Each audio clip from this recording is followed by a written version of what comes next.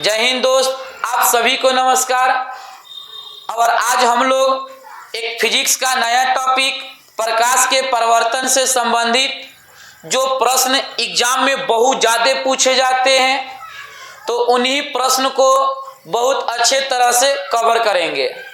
अगर आप मेरे चैनल पर नए हैं तो मेरे चैनल को सब्सक्राइब जरूर कर लीजिए और जो भी वीडियो आपका छूटा हुआ है तो जाके आप देख लीजिए।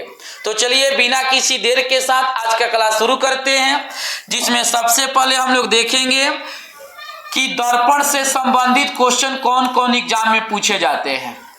बस केवल हम लोग एग्जाम में पूछने वाले प्रश्न ही देखेंगे कि जो प्रश्न एग्जाम में पूछे जाते हैं दर्पण से संबंधित प्रश्न होंगे। और दर्पण से संबंधित जितने सारे प्रश्न हैं जो एग्जाम में पूछने की बहुत ज़्यादा संभावना होती है। देखिए, दर्पण दो प्रकार के होते हैं। सबसे पहले अगर हम बात करते हैं तो एक नंबर पर आता है गोलीय दर्पण, एक नंबर पर गोलीय दर्पण। और दो नंबर पर आता है समतल दर्पण। दो नंबर पर क्या आता है? समतल दर्पण। एक नंबर पर गोलीय दर्पण और दो नंबर पर आता है समतल दर्पण। अब देखिए, गोलीय दर्पण क्या होता है ना कि वैसा दर्पण जिसका परावर्तक सतह खोखले गोले का बना होता है, यानी उनका परावर्तक सतह गोलीय होता है, तो उस दर्पण को कौन से दर्पण कहते हैं? गोलीय दर्पण। यानी गोलीय दर्पण का परावर्तक सतह इस प्रकार से गोल होगा। और समतल दर्पण क्या होता है ना कि इसका परावर्तक सतह एकदम समतल होता है, एक समान होता है, तो इस दर्पण को क्या बोलते हैं? समतल दर्पण। इस दर्पण को क्या बोलते हैं? समतल दर्पण। अब देखिए, मेन टॉपिक हम लोग को कहां से पढ़ना है कि क्वेश्चन यहीं से आए। गोलीय दर्पण दो प्रकार के। गोलीय दर्पण कितने प्रकार के? दो प्रकार के। एक नंबर पर अवतल दर्पण, एक नंबर पर अवतल दर्पण और दो नंबर पर उत्तल दर्पण। एक नंबर पर अवतल दर्पण, दो नंबर पर उत्तल दर्पण, एक नंबर पर अवतल दर्पण, दो नंबर पर उत्तल दर्पण। सबसे पहले हम बात करते हैं अवतल दर्पण के कि अवतल दर्पण क्या होता है। तो देखिए, अवतल दर्पण किसे कहते हैं? यानी वैसा दर्पण जिसका परावर्तक सतह धंसा हुआ हो और निकला हुआ भाग यानी उभरा हुआ भाग पेंट किया गया हो। वैसा दर्पण जिसका परावर्तक सतह धंसा हो, परावर्तक सतह क्या हो? धंसा हो और उठा हुआ भाग पेंट किया गया हो, तो उसे कौन से दर्पण कहते हैं? अवतल दर्पण। उत्तल दर्पण क्या होता है कि जिसका परावर्तक सतह उठा हुआ हो। उठा हुआ होने के मतलब देखिए कि यह परावर्तक सतह उठा है, लेकिन इसका अंदर वाला जो भाग है, इसका अंदर वाला भाग पेंट किया गया है, तो इस दर्पण को उत्तल दर्पण कहते हैं। उ से उत्तल, उ से उठल, यानी परावर्तक सतह उठा हो। परावर्तक सतह कैसा हो? तो उठा हुआ हो, तो उसको क्या बोलेंगे? अवतल दर्पण। उसको क्या बोलेंगे? उत्तल दर्पण। क्या बोलेंगे? उत्तल। देखिए, अवतल का परावर्तक सतह धंसा होता है, बाहर वाला भाग पेंट किया गया होता है। उत्तल का परावर्तक सतह उठा होता है, अंदर वाला भाग पेंट किया गया होता है, तो इस प्रकार के दर्पण को क्या बोलते हैं? उत्तल दर्पण बोलते हैं। एक तरफ लिखते हैं अवतल दर्पण, एक तरफ लिखते हैं अवतल दर्पण और दूसरी तरफ लिखते हैं उत्तल दर्पण। अब समझिएगा थोड़ा ध्यान से। अवतल दर्पण में क्या होता है कि इसकी फोकस दूरी यानी फोकस दूरी को लिखेंगे छोटा एफ और वक्रता त्रिज्या कहता है वक्रता त्रिज्या को लिखेंगे आर। ये दोनों के दोनों फोकस दूरी वक्रता त्रिज्या, फोकस दूरी वक्रता त्रिज्या, फोकस दूरी वक्रता त्रिज्या, ये दोनों के दोनों माइनस में होता है। माइनस माइनस कहने का मतलब ऋणात्मक होता है। कैसा होता है मेरे प्यारे बच्चों? तो ऋणात्मक होता है। अब आइए, उत्तल दर्पण में क्या होता है कि फोकस दूरी, वक्रता त्रिज्या, ये दोनों के दोनों धनात्मक होता है, यानी प्लस होता है। तो अगर अवतल दर्पण पूछेंगे तो माइनस में, उत्तल दर्पण पूछेंगे प्लस में। अवतल दर्पण की फोकस दूरी माइनस में होती है, वक्रता त्रिज्या माइनस में होती है। उत्तल दर्पण की फोकस दूरी प्लस में होती है, वक्रता त्रिज्या प्लस यानी धनात्मक होती है। अब थोड़ा ध्यान से समझेंगे कि अवतल दर्पण में वक्रता त्रिज्या एवं फोकस दूरी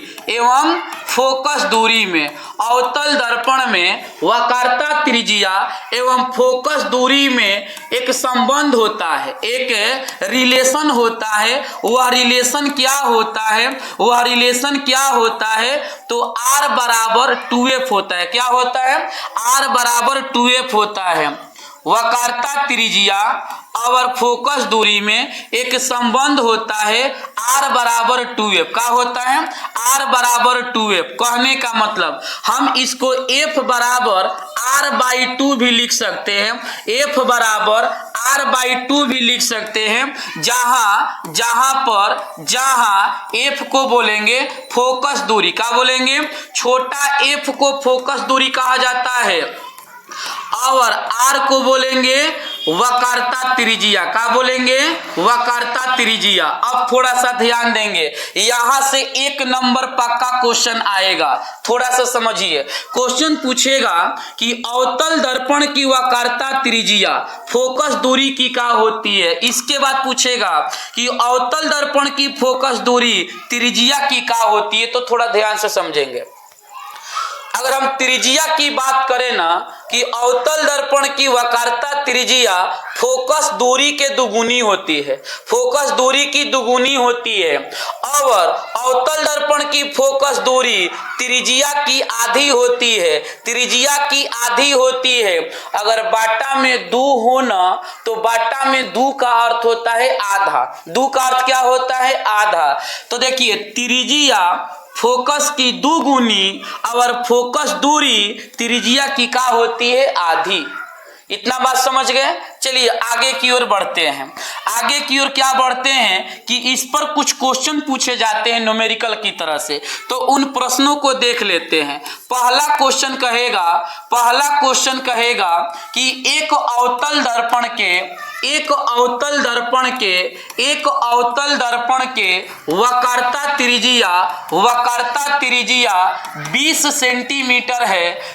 सेंटीमीटर है, तो उसकी फोकस दूरी क्या होगी? पहला क्वेश्चन ये पूछेगा कि फोकस दूरी क्या होगी। तो समझिए, दर्पण कौन सा नाम रखा है? अवतल। अब आप समझिए कि अवतल दर्पण काची में होता है, प्लस की माइनस। तो यहां पर ध्यान देंगे कि अवतल दर्पण की फोकस दूरी और अवतल दर्पण की वक्रता त्रिज्या दोनों के दोनों होती है माइनस में, यानी कि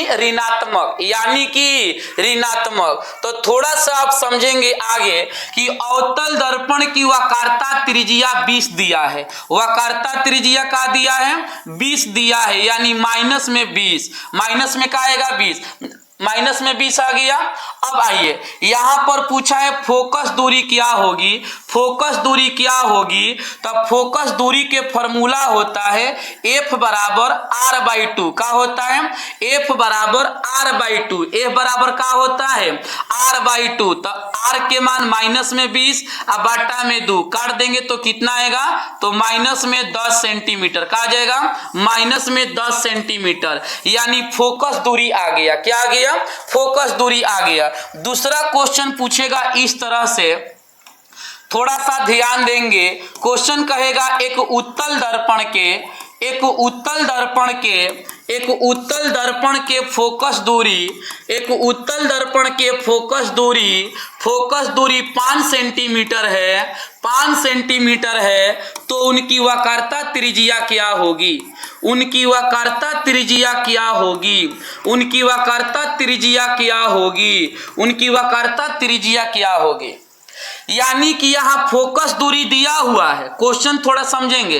यहाँ पर फोकस दूरी दिया है, कितना दिया है 5, और पूछा है वक्रता त्रिज्या, और कौन से दर्पण बोला है उत्तल। तो पहले ही बताए थे ना कि उत्तल दर्पण प्लस में होता है, उत्तल दर्पण काची में होता है प्लस में। तो उत्तल दर्पण की फोकस दूरी यानी छोटा एफ, इसका मान कितना दिया है 5 सेंटीमीटर। वक्रता त्रिज्या निकालना है, आर का मान निकालना है। तो आर बराबर फॉर्मूला होता है, आर बराबर फॉर्मूला होता है 2f का होता है 2f। देखिए यहां पर हम लोग फॉर्मूला देखे ना, यहां पर फॉर्मूला देखे तो r बराबर 2f और f बराबर का हुआ r/2, a बराबर का हुआ r/2। लेकिन हमको तो यहाँ r पूछा है, तो r बराबर 2f, तो 2 गुणे f का मान कितना है 5 है, कितना है 5 है। तो 5 दूना के का कर देंगे 10, 5 दूना के का कर देंगे 10, यानी दर्पण कौन सा है उत्तल। तो याद रखेंगे प्लस के चिन्ह लगा देंगे,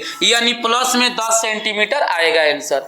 मुझे आशा है कि अब बहुत बढ़िया से समझ में आ गया होगा, और पूरा गारंटी के साथ है कि आपके पेपर में यहाँ से क्वेश्चन छपेंगे तो छपेंगे।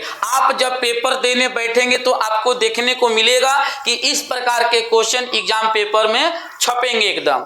चलिए थोड़ा कुछ और एक टॉपिक देख लेते हैं कि यहां से क्वेश्चन अवतल दर्पण के प्रतिबिंब से आता है, प्रतिबिंब से भी क्वेश्चन पूछ लेता है।